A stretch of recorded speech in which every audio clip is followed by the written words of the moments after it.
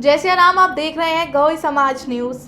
आज हमारे बीच एक ऐसी शख्सियत मौजूद है जिन्होंने साहित्य और समाज सेवा दोनों ही क्षेत्रों में अपनी एक अनोखी भूमिका निभाई है। 100 से अधिक किताबों की लेखिका, 350 से अधिक राष्ट्रीय एवं अंतर्राष्ट्रीय पुस्तकों सम्मानों से सम्मानित तथा 2 बार डॉक्टरेट की उपाधि से अलंकृत डॉक्टर ममता नौगरिया जी, गौई समाज न्यूज़ आपका बहुत बहुत स्वागत करता है। नमस्कार। मैम, आप अपने बारे में कुछ बताइए। मेरी ससुराल झांसी में है। मैं जबलपुर की पीहर है मेरा। माँ नर्मदा देवी की मैं बेटी हूँ। इस समय मैं बदायूं हूँ यूपी में। मेरे हस्बैंड अपना प्राइवेट प्रैक्टिस करते हैं, वो पीएमएस सर्विस पर थे। मैं अपने बारे में आपको कुछ ज़्यादा तो नहीं बता पाऊँगी क्योंकि मैं ज़्यादा पढ़ी लिखी तो हूँ नहीं। मैंने स्नातक हूँ। एग्ज़ाम मैंने बीए का नहीं दिया था।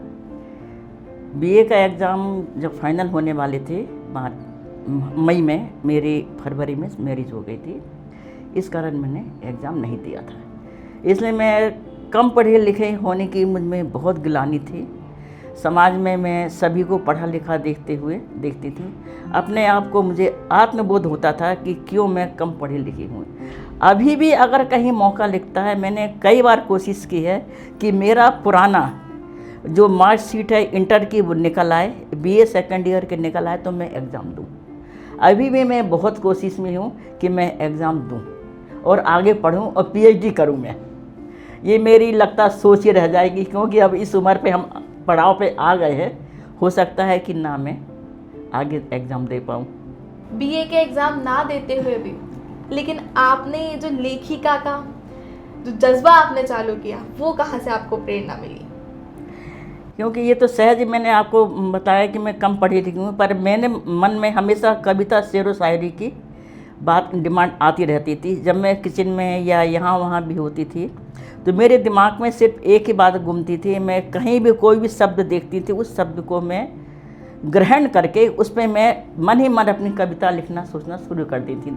किसी ने मेरे कागज़ पेन काफ़ी मिलेंगे, मैं उसी समय लिखना शुरू कर देती हूँ। धीरे धीरे मेरे लिखने का शौक़ बढ़ने लगा और मैंने लिखना 1996 में मैंने लिखना शुरू किया। और मेरी सबसे पहली कविता नारी पर लिखी है मैंने। उसकी मैं आपको 2 लाइनें सुनाना चाहूँगी। नारी तू क्यों घबराए, नारी तू क्यों घबराए, कमर कस उठा तलवार, निकल ऐसे जैसे पथ डगमगाए। नारी तू क्यों घबराए, कर गर्जना ऐसी की, कर गर्जना ऐसी की, आंधी भी थर्राए, बहसी दरिंदे भी तेरे सामने शीश झुकाए। नारी तू क्यों घबराए, नारी तू क्यों घबराए। क्या बात है, काफ़ी बहुमूल्य विचार हैं मैम आपके। मैम, आपने 100 से ज़्यादा किताबें लिखी हैं। वो एक ऐसी कौन सी किताब है जिसे लिखते वक्त आपने खुद को बदला हुआ महसूस किया? महिला सशक्तिकरण। मैं जो चाहती थी कि मेरे साथ जो कम पढ़ा लिखा होना या जो भी इस तरह की जो समाज में बातें होती थी महिलाओं के साथ में, मुझे उसे बहुत आत्मग्लानि होती थी। किसी भी महिला को पीड़ित देखते हुए मैं एकदम आत्मविभोर हो सकती थी। काश मैं कुछ कर पाती। इस ऊर्जा ने मुझे लिखने का शौक़ बढ़ाया और मैंने महिला सशक्तिकरण की जो पुस्तक मेरी पहली है उसमें मैंने बाकायदा पूरा उसमें ईमेल एड्रेस और ऑफिसों के नंबर वगैरह सब उसमें लिखे हुए हैं। अगर किसी महिला को कहीं कोई परेशानी होती है तो उस महिला उसमें ईमेल वगैरह देख के, फ़ोन नंबर देख के उससे संपर्क कर अपनी परेशानी को कह सकती है और आगे निपटा सकती है। मैम, आज के समय में लोग मोबाइल में खोए रहते हैं, किताबों से दूर हो रहे हैं। क्या आपको लगता है कि साहित्य दूर हो रहा है, इसका रूप बदल रहा है? नहीं, साहित्य तो दूर नहीं हो रहा। साहित्य कभी पीछे नहीं छूटेगा। हमारे आपके साथ हमेशा साहित्य रहेगा। पर जो मोबाइल है, मोबाइल भी हमारी ज़रूरत है। इससे हमें आगे कुछ सीखने को भी मिलता है। साहित्य की जगह मोबाइल नहीं ले सकता है। जो पढ़ने वाले हैं बच्चे या जो हम जैसे बढ़ रहे हैं, सब साहित्य में ही जोड़ देते हैं और साहित्य हमें कुछ ना कुछ सीखने के लिए हमेशा देता है। मोबाइल देता है पर मोबाइल के साथ में कई ऐसी बातें होती हैं जो बच्चों को, युवा पीढ़ियों को गलत रास्ते पर ले जा रहे हैं। साहित्य में ऐसा कुछ नहीं है। साहित्य हमेशा लिखने की प्रेरणा देता है और आगे समाज में रहने के लिए वो शिक्षा देता है।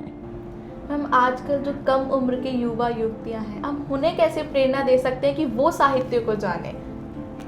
साहित्य को वो इसीलिए जान सकते हैं। मैंने बहुत सी मेरी बुक्स हैं जो बच्चों वाली हैं और साहित्य वाली हैं, अमेजन पे मैंने डाल रखी हैं, फ्री सब अपने निकालते हैं और पढ़ते हैं।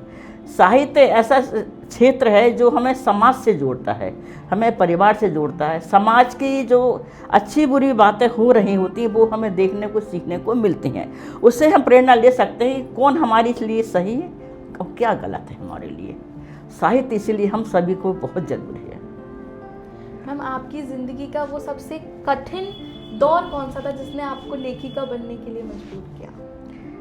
वो समाज में जो हो रही उठापटक और महिलाओं के साथ में, बड़े बुजुर्गों के साथ में, जो आजकल युवा पीढ़ी व्यस्त होने के बावजूद इस तरह का थोड़ा उनका हो जाता है उठापटक या नहीं ध्यान दे पाते हैं, उससे मैं बहुत प्रेरित हूँ। मैं ये कहती हूँ आप कमाइए, सब कुछ करिए, पर बड़े बुजुर्गों का और समाज के प्रति आपका भी उतना ही ध्यान होना चाहिए जितना आप अपने पैसे के लिए, अपने करियर के लिए आप ध्यान देते हैं, वही आपको समाज के ऊपर भी ध्यान देना चाहिए। तभी समाज में आपकी भी इज्जत है। जब हम हैं तो समाज है, हमारे बिना समाज नहीं बनता है। हम सब इकट्ठे हैं तो समाज बनता है। और हम लोग की यही कोशिश होना चाहिए कि समाज को हम उच्च स्तर पर ले जाएं। ये मैं नहीं कहती हूँ खाली बनिया समाज, सभी समाजों के लिए है। सभी समाज, सभी महिलाएं, सभी युवा पीढ़ियाँ अपने अपने समाज को उठाएं और सब एक है, समाज नहीं है कुछ, इंसान एक है। हमारा आपका सबका खून एक है, खून एक है, ना हिंदू हो कोई ना कोई मुस्लिम है, खून एक है। उसमें हमको सबको साथ में मिलकर चलना चाहिए और देश को हमें प्रगति पर ले जाने का एक यही सरल उपाय है कि हम सब एक रहें, एकता की डोरी में बंधें। लेकिन आज के समय में जो युवा पीढ़ी है वो अपने जॉब्स पे बाहर चले जाते हैं, अपने परिवारों से दूर रहते हैं, तो उन्हें इतने समाज का ज्ञान नहीं होता है। हम उन युवाओं को कैसे प्रेरित करें कि वो समाज के कार्य करें, समाज सेवा से जुड़े? आपकी बात बिल्कुल सही है। हमें आज का सोशल मीडिया का ज़माना है, फेसबुक, जूम और ये सब आजकल उसमें गूगल हैं, उसके ज़रिए हम समाज से जुड़ सकते हैं। उनको हफ्ते में 2 दिन, 1-2 घंटे के लिए विदेशी जो हमारी युवा पीढ़ी है उनको निकालना चाहिए। समाज से जुड़ी बातों को सुनना चाहिए, बड़े बूढ़ों की बातों को सुनना चाहिए, उससे प्रेरित होकर। पैसा ही सब कुछ नहीं होता। आज वो इस युवा हैं, कल वो भी इसी परिस्थिति में आएंगे जो आज के बुजुर्ग हैं।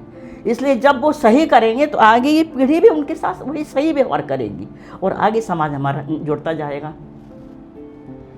मैम, अगर आपकी ज़िंदगी पर कोई फिल्म बने तो आप चाहेंगी कि आपका किरदार कौन सा अभिनेता निभाए और क्यों?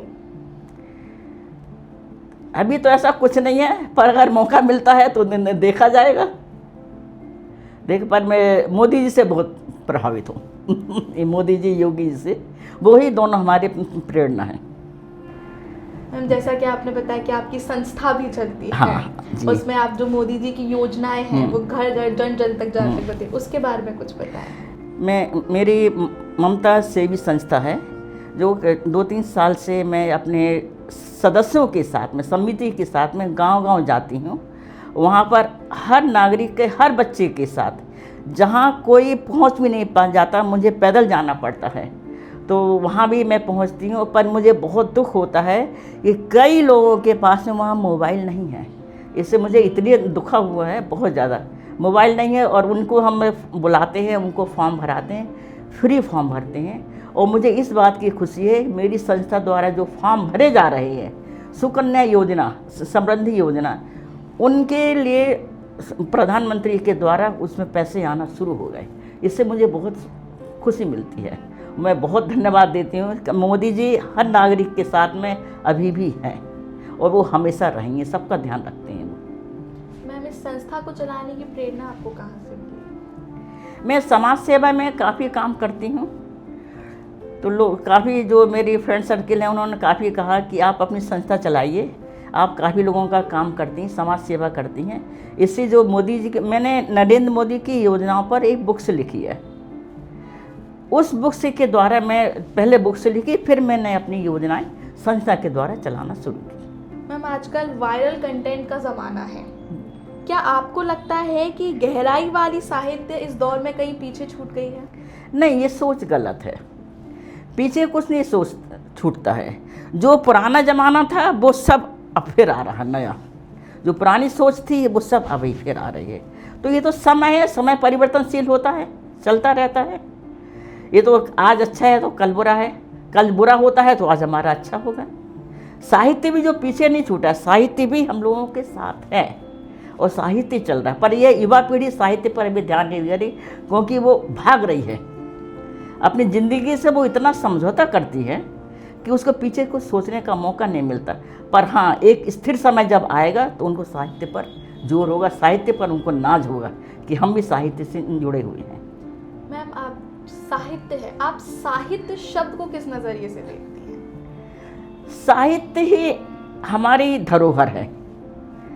पीढ़ी दर पीढ़ी से साहित्य के बिना हम लोगों का ना तो समाज बना है, ना परिवार बना है। साहित्य के द्वारा ही हम सब लोग इकट्ठे होते हैं, एक मंच पे आते हैं, जिनको हम कभी नहीं जानते हैं उनसे मिलते हैं साहित्य के मंच। ये साहित्य हमको जोड़ता है। दूर से बैठे हुए आज गूगल पे भी हम लोग बात करते हैं, हम किसको फ़ोन नंबर के द्वारा ही बात कर लेते हैं, कभी पहचाना नहीं है हमने, पर उनको हम फेस टू फेस देखते हैं। तो साहित्य है जो हमें एक दूसरों से जोड़ता है।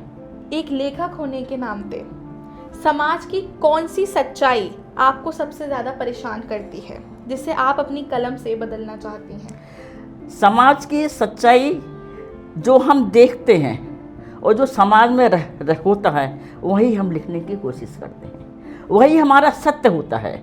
और साहित्य हमेशा हमें सत्य लिखना सिखाता है, क्योंकि कलम में इतनी ताकत है कि कलम के द्वारा ही हम काफ़ी कुछ परिवर्तित कर सकते हैं, समाज को भी परिवर्तित कर सकते हैं। जैसा कि आपने बताया था कि आप महिलाओं के संघर्ष पर काफ़ी लिखती हैं, क्या आपको लगता है कि अभी भी समाज में जो महिलाओं का संघर्ष है वो उतना ही है? महिलाओं का संघर्ष है, पर अब दूसरी परिस्थिति में आ गया है। जैसे मोदी जी ने कहा महिला सशक्तिकरण, महिला सशक्तिकरण का प्रभाव बढ़ा है, काफ़ी बढ़ा है। जो पहले जो मुकाबला था वो दूसरे हिसाब से था, वो गरीब परिस्थिति के अनुसार था। आज जो मुकाबला है महिला सशक्तिकरण उच्च ऊंचाइयां छू रहा है वो। पर अभी महिलाओं को अभी भी सशक्त होने की ज़रूरत है। महिलाएं सशक्त होने का मतलब ये नहीं है कि हम घर परिवार को छोड़ दें। पहले हमारा घर परिवार अगर सुखी है तो हमारा महिला सशक्तिकरण होना वाजिब है। दहलीज हम तभी पार करें जब हमारे परिवार और का साथ हो। परिवार अगर सुखी है तो हम महिला सशक्तिकरण में हम आगे बढ़ सकते हैं। अगर परिवार दुखी है तो महिला सशक्तिकरण का कोई अर्थ नहीं है। हम बाहर तो इज्जत पा रहे हैं, घर में दुखी हैं तो क्या फ़ायदा। इसलिए पहले घर को संभालें, घर परिवार को साथ दें, उनको सुख दें, उनकी हामियाँ उनको इस तरह आप मनाएं कि वो हमें आप साथ दें बाहर ले जाने के लिए, तभी महिला सशक्तिकरण कर सकते हैं। अगर आपको अपने पाठकों से सिर्फ एक लाइन में कुछ कहना हो तो आप क्या कहेंगे? पाठों से तो मैं सिर्फ यही कहूँगी, आप किताबें पढ़िए, उससे आप सीख लीजिए। सीखने की कोई उम्र नहीं होती, हर उम्र में सीखा जा सकता है। जो अच्छा है उसको आप ग्रहण करिए, जो आपको समझ नहीं आता उसको आप छोड़ दीजिए। क्या अभी कभी आपको ऐसा लगता है कि मुझे लिखना छोड़ देना चाहिए? नहीं, मैं तो दिन रात ये सोचती हूँ कि भगवान मुझे इतनी ताकत दे कि मैं और लिखूँ। मैं तो सिर्फ जल्दी से अपना घर गृहस्थी का काम निपटाने का मैं लिखना ही शुरू। लिखना मेरे दिमाग में हमेशा रहता है कि अब मुझे ये लिखना है, अब मुझे ये लिखना है। मैं लिखती हूँ, लिखना मेरा शौक़ है। आपने कई कविताएं लिखी जी। हैं, आप कुछ कविताएं अगर हमें सुनाना चाहें, दो लाइन। जी, मैं कोशिश करती हूँ। पहले तो मैंने झांसी पर लिखी है, मैं झांसी की बहू हूँ। मैं झांसी की बहू हूँ, न घबराऊँ न झुकूँ, हर चुनौती से लड़ूँ, हर बाधा को काटूँ। रात के अंधेरे में दीपक जलाती हूँ, संघर्षों की राहों में कदम बढ़ाती हूँ। नारी हूँ पर शक्ति मेरी शान है, हिम्मत मेरी तलवार और प्राण है।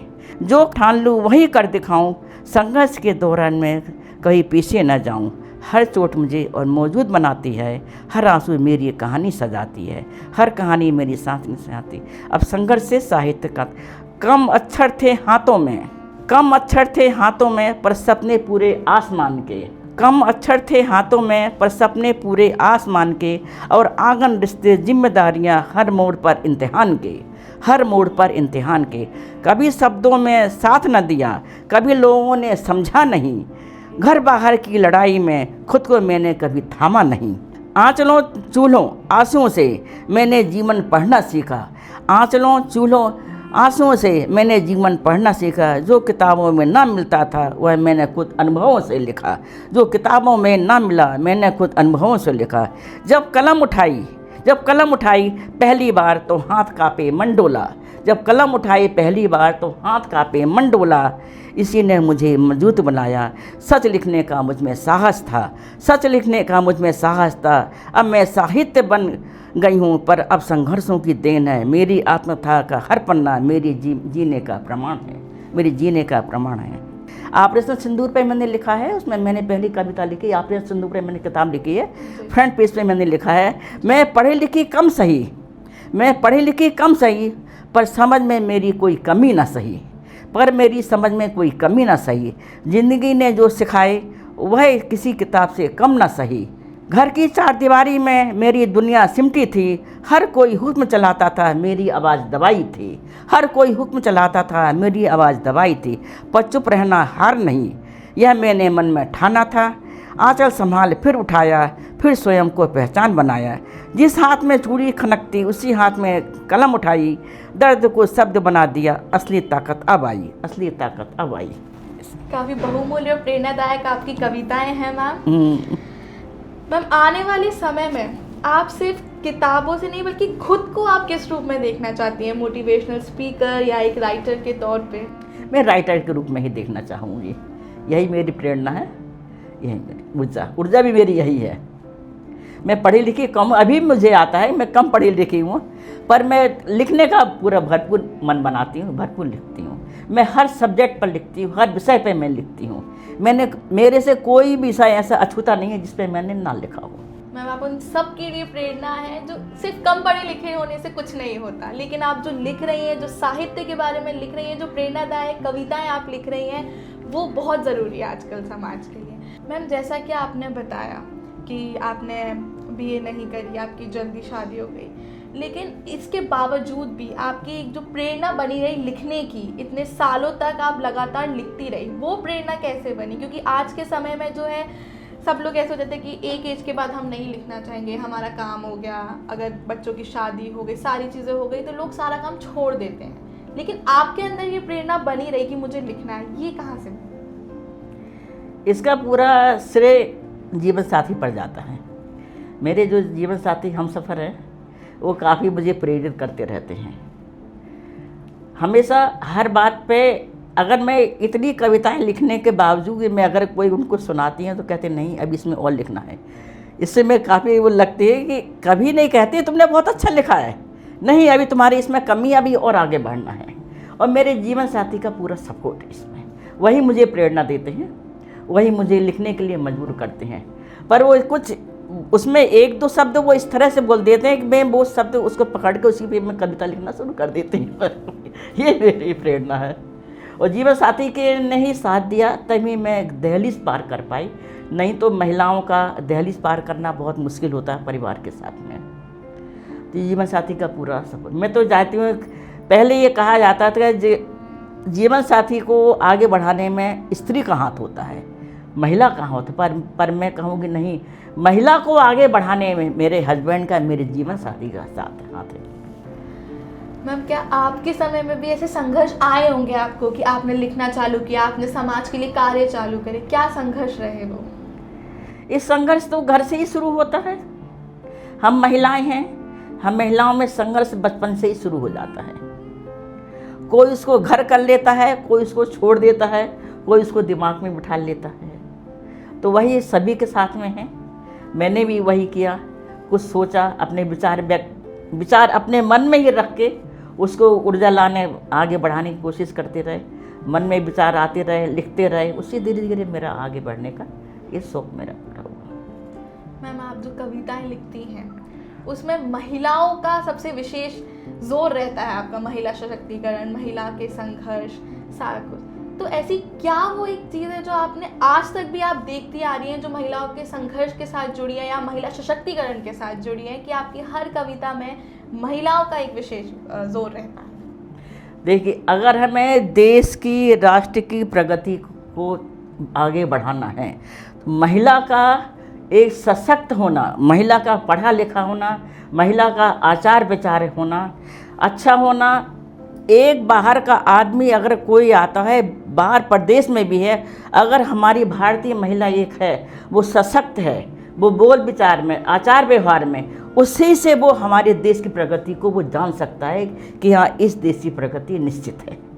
महिला ही हमारे देश की प्रधान है, महिला ही हमको आगे बढ़ने के लिए प्रेरणा करती है, और देश की प्रगति महिला पर ही निर्भर है, क्योंकि वो ये घर, समाज, परिवार, देश वही बनाती है। आज महिलाएं किसी से अछूती नहीं है। आज नीचे ज़मीन से लेकर वो आसमान तक पूरी संघर्ष में लगी हुई हैं, उसके साथ ही वो पूरे घर परिवार को संभाल रही हैं। ये आपका जरूर है कि कहीं अच्छा है तो कहीं बुरा, ये तो जिंदगी है, जीवन है। अच्छा बुरा तो साथ में चलता है, लाभ हानि साथ में चलती है। इसलिए महिला का सशक्त होना बहुत ज़रूरी है, और महिलाओं को ही मैं काफ़ी हमेशा यही प्रोत्साहन करूँगी, वो आगे बढ़े, परिवार को आगे बढ़ाए, पर परिवार को साथ लेकर, परिवार को ना छोड़े। आपका आगे बढ़ना परिवार को उतने खुशी देगा जितना आपको देगा। इसलिए परिवार हमारी धुरी है, परिवार को कभी नहीं पीछे छोड़ना चाहिए। मैम, आपने परिवार और अपना काम साथ में कैसे चला? परिवार तो ये पहले मैं बीच में जब छोटे बच्चे थे थोड़ा बहुत लिख लेती थी, और जब बच्चे हो गए, बड़े हो गए, तो उनका पढ़ने के, जब वो बाहर चले गए पढ़ने के लिए, तो थोड़ा मुझे समय मिलने लगा। मैंने 1996 में लिखना शुरू किया था। मैं लिखती गई थी अपने, जो पहले बॉक्स होते थे, संदूक, तो उसमें रखती जाती थी लिखकर। पर एक समय अब आया तो अब मेरा प्लेटफॉर्म मिला मुझे, तो मैंने किताबें छपनी मेरी शुरू हो गई। फिर छपी तो एकदम धड़ाधड़ छपती चली गई। मैम, आपने बताया था आपको अंतर्राष्ट्रीय और राष्ट्रीय जो अवार्ड्स हैं जी, उनसे अलंकृत किया गया है जी। उनके बारे में थोड़ा कुछ बताएं। सबसे पहला मुझे काठमांडू, नेपाल में मिला था सोशल मीडिया पर। सोशल मीडिया में उन्होंने आज के विचार और नए सोशल मीडिया और पुराने सोशल मीडिया को मिक्सअप करके उन्होंने क्वेश्चन पूछे गए थे। उसमें मुझे फर्स्ट प्राइज़ मिला था काठमांडू में। फर्स्ट प्राइज़ मेरा वहाँ पर था 2014 में। उसके बाद मुझे फिर अंतर्राष्ट्रीय पुरस्कार मिलना शुरू हो गए, और मेरी कई किताबें भी ऐसी हैं जो कनाडा हैं। एक मैंने लिखी है वृद्धावस्था।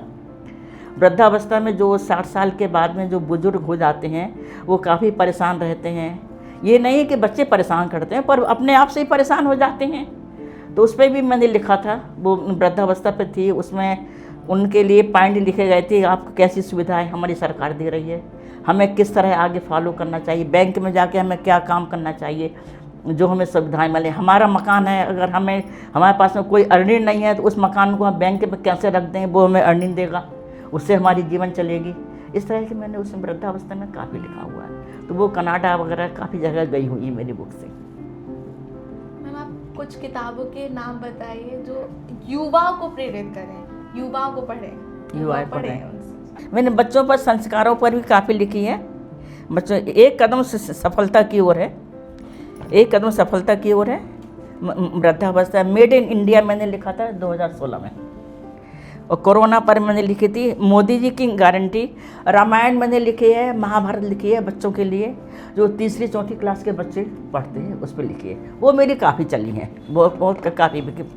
पर्यावरण पर मैंने लिखी हैं, पर्यावरण में जल संरक्षण में लिखी है। कल बचाओ जल बचाओ पर तो मुझे 16,500 शब्द मैंने सिर्फ पानी शब्द पर लिखा था। उसमें मुझे इंटरनेशनल अवार्ड मिला है। और मोदी जी शब्द पर मैंने 25,600 शब्द लिखे हैं, सिर्फ मोदी पर। मोदी पर जो एक कविता लंबी है, उस पर ही मुझे गिनीज बुक में मेरा रिकॉर्ड है, उसमें ही मुझे पुरस्कार मिला हुआ है। मैम, आप जब भी कोई कविता या किताब लिखती हैं, उससे पहले आप क्या सोचती हैं? कुछ भी, कोई भी कविता चालू या कोई भी किताब चालू करने से पहले? ये मैं तो ये आपको नहीं बता सकती, क्योंकि मैं कई दिन तक तो नहीं लिखती हूँ, और जैसे ही जब अपने दिमाग में आता है तो मैं सीधे लिखते जाती हूँ। कभी पेज नहीं फाड़ती हूँ, कभी कट नहीं करती हूँ, सीधा मैं लिखती हूँ। और मैं कई बार तो मेरे हाथों में सूजन आ जाती है, पर मैं लिखना नहीं छोड़ती हूँ। एक बार के 20-30 पेज लिखती हूँ। जब लिखती हूँ तो लिखती जाती हूँ, नहीं तो बंद हो जाता है, तो फिर छूट जाता है। मैम, आपने बताया कि आपकी उम्र 70 प्लस है, आप इस उम्र में भी जो प्रेरणा है, क्योंकि आज के टाइम पे जो बुजुर्ग हैं 70 प्लस जो एज हैं वो नहीं करते, वो छोड़ देते हैं अपना जो भी उनका मन का कार्य होता है, या तो उसे मंदिर पूजा पाठ इन्हीं सब में व्यस्त रहते हैं, लेकिन आपने ये प्रेरणा नहीं छोड़ी लिखने की। ये जज्बा आप में अभी तक भी कैसे बना हुआ है? इस शौक़ कहिए, मन की उमंग कहिए। हाँ, मैं आपको ये बात, मुझे हर चीज़ इस उम्र में भी सीखने का शौक़ है। जो अभी युवा पीढ़ी करती है वो भी मैं करने की सोचती हूँ, मैं करूँ। ये आगे अपने आप मेरा शौक़ बढ़ रहा है और मैं अभी करती भी हूँ।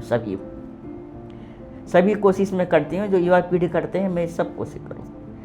बाहर से लेके अब ये समझ लीजिए, मैं 2002 में अकेली गई थी, मैं विदेश अकेली होके आई हूँ। सबके मैं अकेली जाती हूँ, मेरे इसमें पूरे जीवन साथी का साथ है।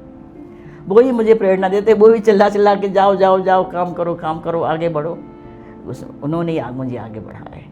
मैं उनका तो बहुत धन्यवाद मीडिया के द्वारा देना चाहती हूँ कि मुझे ऐसे जीवन साथी मिले हैं जिन्होंने मुझे इस लायक बनाया।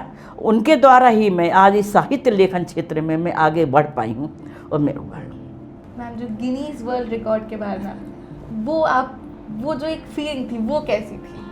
वो तो खुशी तो होती है, पर ये था कि मैंने लिखा था उसका मुझे फल मिला, बस इतनी मैं संतोष। अभी और आगे बढ़ने की, फिर मैं एक मुझे पुरस्कार मिलने के बाद में मैं उस शांत नहीं बैठती, उसको और मैं आगे बढ़ाने की कोशिश करती। ये नहीं है कि मेरा मिल गया तो मैं शांत हो जाऊं, मैं सोचती और आगे करूं काम, और आगे काम करूं।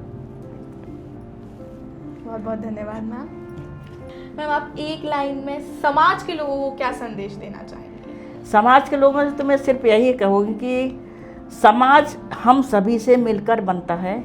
एकता ही हमारी सबसे बड़ी उपाधि है। एकता है तो समाज उज्जवल है, समाज का स्थान है। अगर हम बिखरे बिखरे रहेंगे तो समाज का कोई स्थान नहीं है। इसलिए एकता में ही मनोबल है। बहुत बहुत धन्यवाद मैम, आपने अपने बहुमूल्य विचार जो हमारे साथ साझा किए उसके लिए बहुत बहुत धन्यवाद। समाज से जुड़ी ऐसी ही खबरें और प्रेरणादायक न्यूज़ के लिए जुड़े रहें घोई समाज न्यूज़ के साथ।